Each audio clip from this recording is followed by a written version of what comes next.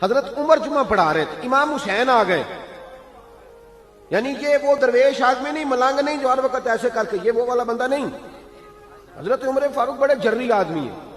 حضرت عمر فاروق تو جا کے حجر اسود کو کہنے لگ گئے تھے، میاں میں کوئی لکیر کا فقیر نہیں کہ تیرے بوسے لیتا پھروں، میں نے کبھی تجھے پلٹ کے دیکھنا بھی نہیں تھا، میں تو تیرے اس لیے بوسے لیتا ہوں کہ تجھے میرے نبی کے لب لگ گئے ہیں، میں کو بلا وجہ لکیر کا فقیر نہیں. بڑا جرری دلیر آدمی حضرت عمر.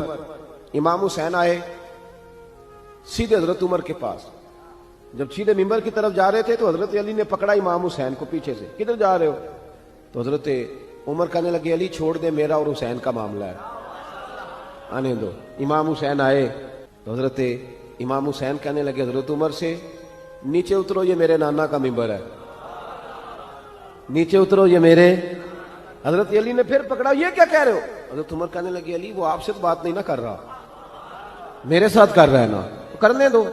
آج لوگ اس حسین کے بارے میں بات کرتے ہیں، دو شہزادوں کی لڑائی، وہ جی سیاسی معاملات. ذرا سوچیں سمجھیں، معمولی آدمی کی بات نہیں. حضرت عمر اترو، میرے نانا کا ممبر ہے. تو جناب عمر فاروق ممبر سے اتر کے نیچے کھڑے ہو گئے، اتر کے نیچے چپ کر کے. تو امام حسین فرمانے لگے، جا کے اپنے نانا کے ممبر پہ بیٹھ. حضرت عمر فرمانے لگے،